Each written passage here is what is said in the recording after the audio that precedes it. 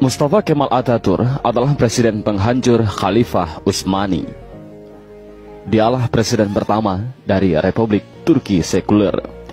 Dialah dalang dibalik kekacauannya Khilafah Utsmani sampai Khilafah Utsmani harus runtuh pada 3 Maret 1924. Dan ketika Mustafa Kemal Atatürk berkuasa di Turki, dia menjadi diktator pertama di dalam dunia Islam. Dia memerintah dengan tangan besi. Habis semua umat Islam dalam genggaman tangannya.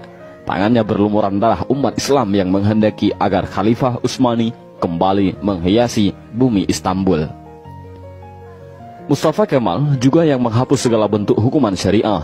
Dia yang menghapus hukum potong tangan bagi pencuri, hukum rajam bagi penzina, hukum qisas bagi pembunuh, lalu digantinya dengan hukum penjara. Tak hanya itu, Mustafa Kemal juga menghapus hukum waris, menyamaratakan ahli waris laki-laki dengan ahli waris perempuan, menghapus hukum hijab bagi muslimah, mengubah Masjid Hagia Sophia menjadi museum, kalimat azan diganti menjadi bahasa Turki, menggalakkan minum-minuman kamar di tempat umum, dan menjadikan majelis-majelis ilmu kemudian menggantikannya dengan tempat-tempat lokalisasi pelacuran dan diskotik. Tak hanya mengubah sistem pemerintahan Turki yang Islami menjadi sekuler, Mustafa Kemal juga memiliki sifat sombong sebagaimana Firaun. Dalam suatu kesempatan, Mustafa Kemal berpidato di hadapan para tentara ex-tentara khilafah. Dalam pidatonya itu, Mustafa Kemal membanggakan dirinya dengan berkata, "Kini sekarang siapa yang berkuasa, aku atau Tuhan?" Dengan perasaan takut, para tentara itu serentak mengucapkan, "Andalah paduka yang kami takutkan sekarang." Mendengar jawaban dari para tentara itu, senyum kesombongan mengukir di bibir Mustafa Kemal. Tapi semua itu berhenti ketika periode akhir Oktober 1938. Saat itu, Mustafa Kemal awalnya menderita penyakit kulit. Namun Mustafa Kemal menderita penyakit tambahan, yakni malaria, lever, dan penyakit kelamin. Dokter pribadinya pun memberi salep dan dioleskan di kulitnya yang luka karena garukan dari kukunya.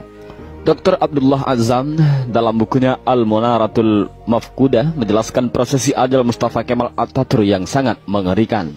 Menurut Dr. Abdullah Azzam, sebuah cairan berkumpul di perutnya secara kronis, ingatannya melemah, darah mulai mengalir dari hidungnya tanpa henti. Untuk mengeluarkan cairan dalam tubuhnya, dokter pun menusuk jarum di perutnya. Tapi hasilnya perutnya membusung dan kedua kakinya membengkak. Wajahnya pun menjadi pucat pasi dan terlihat seperti tengkorak. Mustafa Kemal yang sedang sakit menderita itu, kesehariannya dilengkapi rasa panas yang luar biasa. Bahkan gatal-gatal dari tubuhnya semakin menjadi-jadi, hingga dia merasa tak tahan lalu menjerit sampai terdengar di seluruh istana. Para pekerja istana sangat ketakutan. Ketika Mustafa Kemal sudah menjerit karena kesakitan, badannya yang panas hingga melebihi suhu normal membuatnya tak mau masuk istana. Dia meminta dibawa ke tengah-tengah laut untuk menurunkan suhu tubuhnya, tapi suhu tubuhnya selalu naik dan malah panas. Syekh Dr. Said Husin Al-Afani dalam kitabnya Al-Jaza min Jinsil Amal mengisahkan bahwa sebenarnya Mustafa Kemal sudah mulai menderita kanker hati pada tahun 1936. Tapi anehnya para dokter yang mendiagnosa baru mengetahui Mustafa Kemal terkena kanker hati pada tahun 1938. Dan puncaknya, pada pagi hari tanggal 10 November 1938, Mustafa Kemal dinyatakan mati oleh tim dokter. Sakratul maut yang amat mengerikan bagi pengkhianat dan penghancur Khalifah Utsmani. Bahkan ketika akan proses pemakaman pun, para ulama Turki menolak untuk menyolatkan jenazah busuk Mustafa Kemal. Baru di hari ke-9, atas desakan dan permintaan dari adik perempuan Mustafa Kemal, barulah para ulama dan rakyat Turki mengkafani, menyolatkan dan menguburkan Mustafa Kemal. Tapi naas, ketika jenazahnya akan dimasukkan ke bumi, jenazahnya terlempar ke atas. Para penziarah dibuat repot oleh hal ini. Untuk para ulama sepakat untuk menimbun jenazah Mustafa Kemal dengan bebatuan di bukit di Ankara. Baru setelah 15 tahun matinya Mustafa Kemal, jenazahnya kembali untuk dikubur. Tapi lagi-lagi, bumi menolak jenazah Mustafa Kemal. Hingga akhirnya, jenazah Mustafa Kemal dimasukkan ke dalam Museum Etnografi di Ankara, Turki.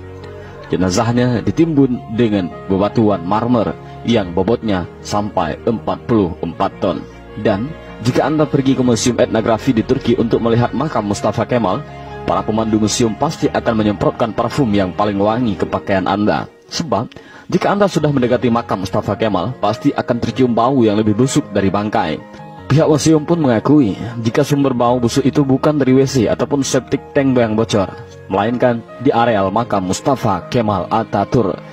Kisah ini memberikan i'tibar, seperti kata beberapa ulama, kalau kamu benci dan mencoba menjegal khilafah, maka kamu akan melawan Allah. Lihat, kematian yang mengerikan menimpa Mustafa Kemal Atatürk, si penjegal dan penghancur khilafah Utsmani. Aroma bau yang keluar dari makam Mustafa Kemal adalah cara Allah memperingatkan kepada siapa saja yang mencoba sombong dengan kekuasaannya dan melawan syariatnya, maka dia akan mendapatkan kematian yang terhina.